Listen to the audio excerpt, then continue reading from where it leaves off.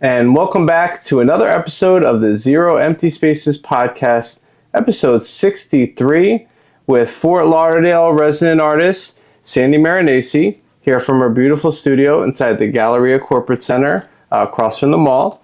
If you didn't know about Zero Empty Spaces, myself, Evan Snow, and my business partner, Mr. Andrew Martineau, started an initiative to activate vacant commercial real estate spaces so talented artists like her could have space to create and collaborate affordably outside their homes. It's led to a myriad of win-win-win benefits with the first 31 spaces we've activated over the last 5 years across 4 states, with over 700 artists now having come through the program.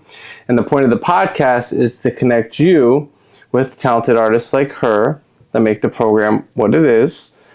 So without much further ado, why don't you tell us a little bit about your background and kind of how you got started as an artist?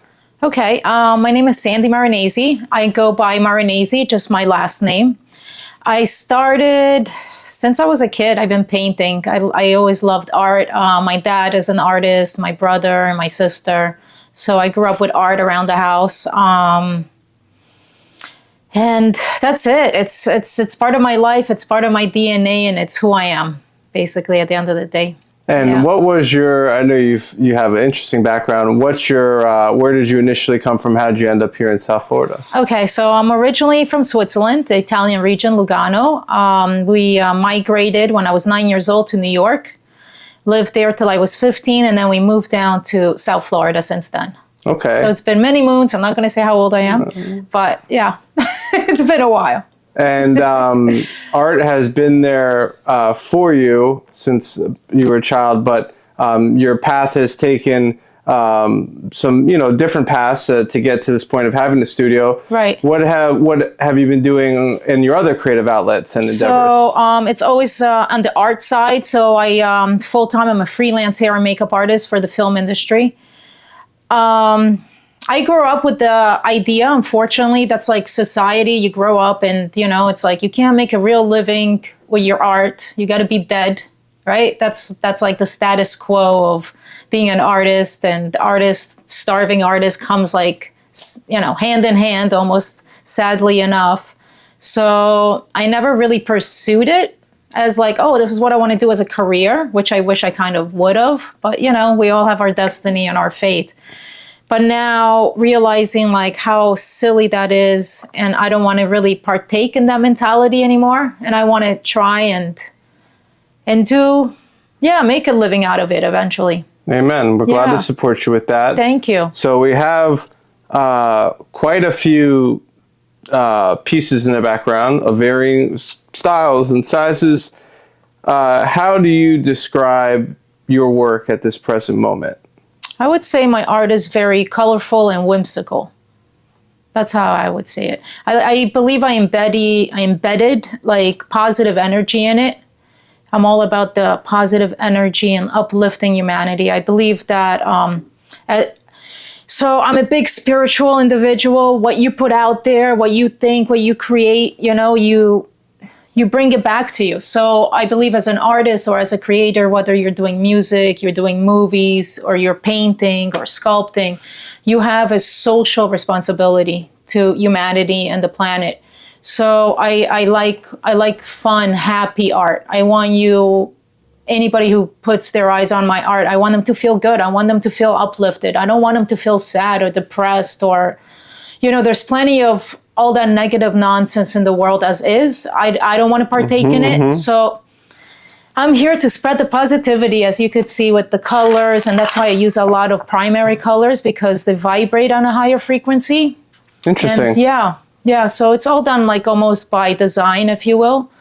And as you could tell, like there's no set style. I just jump from one style to the next. I like to have fun with my art. I don't want to like be stuck. I want to grow. I want to keep learning and moving and move, you know what I mean? I don't want to be stuck. Like I always go back to Brito, even though he's a fantastic artist and he's making millions. Like I always go back to him. I can't do something like that. That to me is like robotic. Yeah. I can't. It's part of my soul. I got to do what my soul draws to. I give you credit and kudos for that. And I believe you're the first time I've ever had an artist tell me that they use the primary color is that because they have the higher Vibration. higher vibration. Yeah. And everything is energy. Everything is energy. Exactly. 100%. So with that being the case, and with these varying styles, can you maybe kind of talk us through or walk us through when you start a new piece, kind of maybe pick one or just in general, kind of what goes into your creative process when you sit down in the studio and prepare to, create? What are you thinking about? What do you want to convey? So each piece has its own process. I don't really have a set process that I do with every piece. Right. Each one is its own. So I'm going to go with the one behind you. That's Up We Go. Right. Off we go with the balloons. Like that was something that I wanted to create fun characters. And I had a whole story behind them, even though it doesn't go further than this painting. So like the little green balloon has a crush on the main orange balloon, she doesn't know it. And the star balloon is like good friends and they're flying off to their adventures. Neat. Yeah. So it's like sometimes I just create like this imaginary world that doesn't exist. Just, and it's fun. It's fun to do. It really is. And just in this wall here, there's some, looks like pouring, there's some. Yeah, that's liquid pouring. That was one of my first. That was for a art show in Palm Beach. I believe it was last year. Nice. Yeah, it was called Cafecito. Okay. So I submitted this and I submitted another one. But the story behind this one is a little bit deeper and a little bit more on a negative note. And I think that's why it didn't get chosen. Okay. Yeah, so it's called Overflow. And it has to do with the consumption of coffee, not just in the States, but in the world, right? Overflow. Like, when is enough? Right. Like, we're like over-consuming it. Right. Yeah. So it's about that. It's about overconsumption. Now it's all over the place. See, now it's like it just spilled all over. Well, it's interesting they mentioned the show is named Cafecito and the title of the piece is Overflow, because now that I look at it, I can see the handle of the coffee mug. Yeah. I could see the froth, right. overflowing in what would appear to potentially be coffee that had already overflowed or spilled. Exactly. Very interesting. I mean, no, I love the vibrancy. I love the colors. I love the differing natures between the mediums. Who are some of the artists that have inspired you artistically at this stage of your game and your artistic journey? Yeah, that's I always loved like Dali. Dali was a big one because he was so trippy and so out there, and I loved that. I loved Alice in Wonderland. That's not an artist per se, but that's just a style. And it's about like fantasy and just escaping to a different reality and a different world where anything is possible. You could be shrunk to like become a giant. There's talking caterpillars, and you know what I mean? Yeah. Like I love that. So anything that like makes your mind expand and there's no limits. Like I love that. I don't like oh well, those things don't exist. That's not that's not possible. I don't like that. I like anything's possible. No, it's art, and it's art. It's what you make it, and this character could have a relationship with that character and be inspired by that character. Yeah, why not? Yeah. Admittedly, I didn't know that from looking at your work, but that's why I love doing these podcast interviews and having these conversations and supporting artists with telling their story. Because everybody has a story, right? Everybody had their own unique journey in life that led them to this point. And I'm just so amazed in 2024, about to be 2025, that we've had over 700 artists come through the program. No two have had the same style. And yes, people can paint a pretty picture of a flower or a cup of coffee, but it's always that slight unique spin on it. That artist, their training, their inspiration, whatever it was. Your personality. Correct. Yeah, that comes out. Yeah. And I really appreciate as a yogi and as a spiritual, motivated person myself that you shared that. So is there any one piece here that maybe holds more significance or has more meaning to you that you would care to share about? Not really. They're all like my little babies. Like I love them all. They all have. And you want to give them away. Yeah, exactly. Like have a forever home and have somebody, a family or anybody enjoy them, appreciate them. Yeah, to me, they're all like special. They really are. And I just love like changing styles and just growing. And, like this is like one of the pieces that I did here, and I did it with plaster. Like if I would have stuck with just one thing, I would never move forward. And you know what I mean? Like you don't evolve. Yeah. So I see some mixed media and there's some things coming out of the piece three-dimensionally. Like Yep. This one also has like the black is wood chips. Yeah. I like to play. Yeah. And experiment and, and then just move on. So I usually do like between 4 and 6 pieces and I call them series. Okay. Yeah.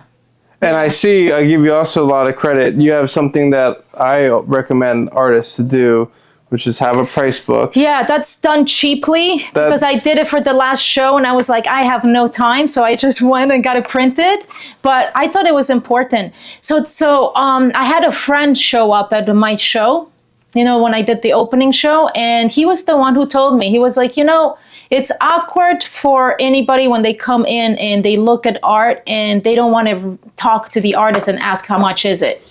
Like he was like, that's awkward to be like, hey, how much is this? How much is that? It puts the person in in an uncomfortable position that they feel like now they're obligated to purchase something. So he told me, why don't you have a price book? So they don't have to do that, and then later, if they have a question about the piece, they could ask you. And I like the fact that you didn't put the price on the label, but you put the number that corresponds with the price book. Exactly. That was a phenomenal idea, and I'm glad. And that's not cheaply, maybe it's not. Well, for me, it's not. It's a loose leaf. Yeah. You've had some. You've already taken advantage of the studio to have some events here. Yes. Can you tell us, since you joined us a few months ago, the events you've done, including the recent fundraiser? Yeah, so the first event was my new studio event, and it was to let everybody know, like, hey, I'm an artist, Fort Lauderdale artist, local, I got a studio here, come check it out. There's other artists too. So it was more about, letting people know, awareness. And then the second one, we did it for the holidays. All the artists here at the studio, in the Fort Lauderdale studio, came together, and we did a charity event for Kids Incorporated, I think. Children Incorporated. Children Incorporated. Yep. And we raised $200. Hey. Yeah. Actually, I got to print that out because I have a print of the receipt. But yeah, so that was good. They were happy. Yeah. They were super happy. And to raise awareness about their efforts as well. Exactly. And us. So I thought it was like a win-win. It is. And that's what we strive ourselves on. We found great success in various locations by partnering with nonprofits so that they can invite their members, followers, donors, supporters, share it on their social media, and then we could share it through our channels as well. Find a way to get people out. You guys framed it in a very positive way that a portion of proceeds, benefited the organization, which I thought was a nice touch and a nice hook. So kudos to you on that regard. Thank you. And certainly, glad to get some more, events, more opportunities to invite friends, potential future collectors, previous collectors in to patronize, your art. And you've got some beautiful work here. I'd like to take the camera, spin it around, absolutely, show them a little more of the studio and a little bit more of your process. Absolutely. Let's do it. So why don't you tell us a little bit about your process in your studio here? So the process in my studio is I kept all my tools in one section. I like to buy paint at Home Depot. This is a great hack.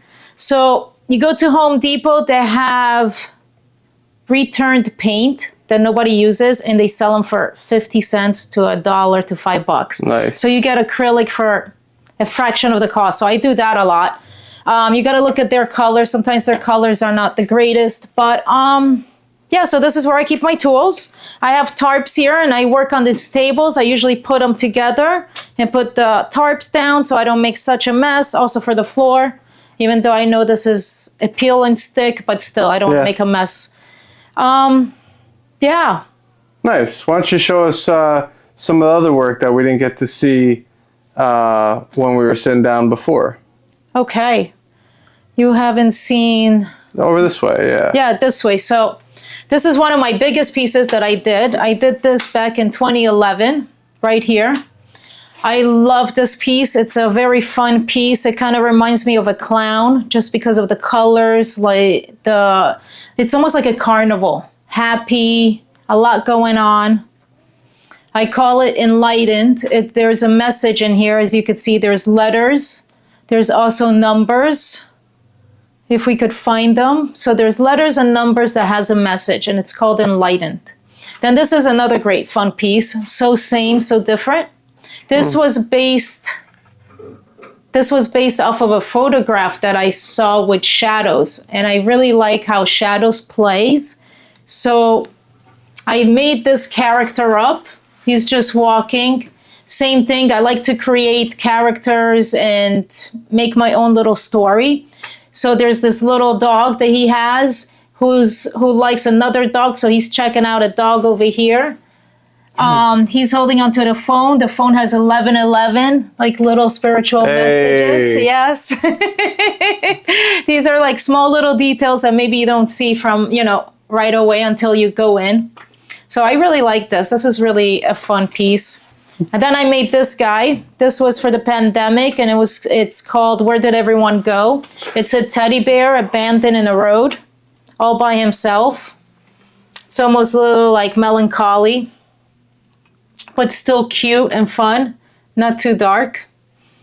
And yeah, this is all my art. I used a little bit of sand on this one to give it some grit on the road, on this bridge that goes to nowhere, into the woods. I really do love the colors, and I'm so glad that you pointed out the message and the positivity with the 1111 symbolism, but also even with the bright primary colors as well. Right. Yeah. And I love finding these little Easter eggs. Yes. Kind of hidden into pieces. Yeah. If somebody is intrigued by your work, so you have pieces on display, numbered, what else are you available for? I'm available for commission, live painting. I have prints, anything, and I work within anybody's budget. So I'm not, my prices vary in ranges. So it depends on your budget. We could work something out. It doesn't have to be super detailed. So sure. Anybody could afford one of my pieces. Okay. Yeah. Very inclusive. I want everybody to have a Maranesi in their house. That's right. Or office. And we're going to get some more patrons, collectors from tuning into this here today.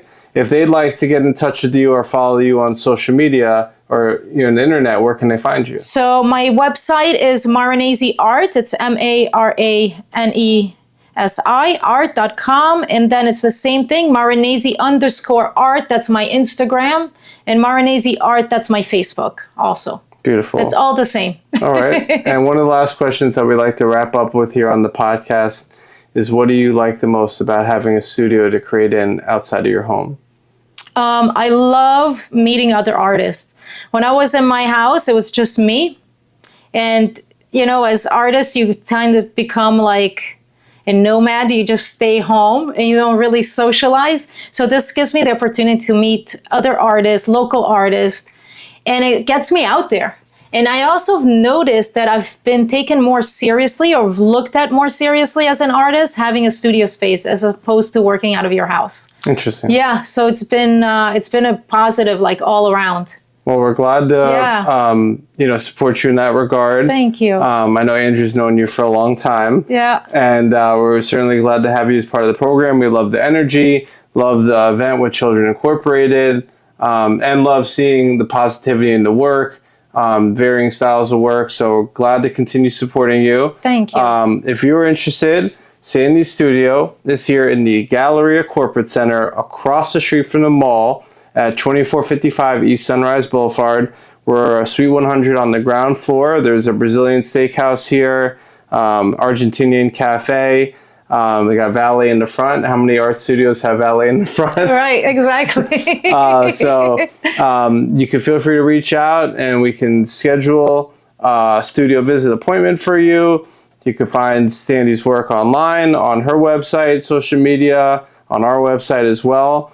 And we look forward to having you join us in the studio at an upcoming event or as becoming a soon-to-be new patron and collector in the future.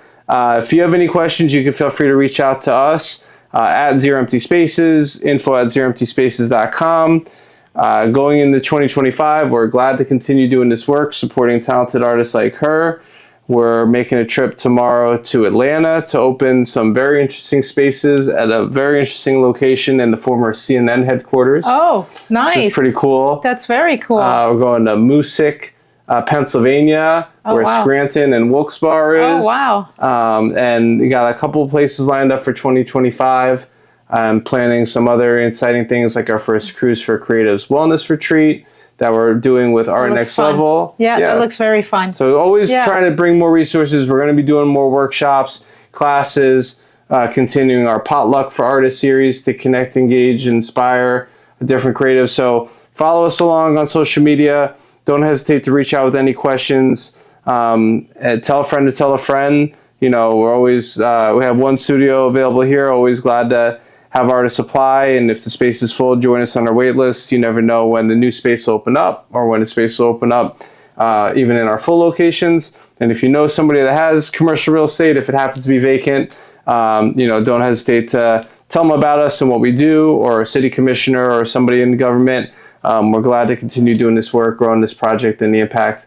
Appreciate you being part of it and appreciate your time. Thank you. Appreciate you guys. Thank you for everything you do. My pleasure. Cheers. Namaste. Bye. Namaste.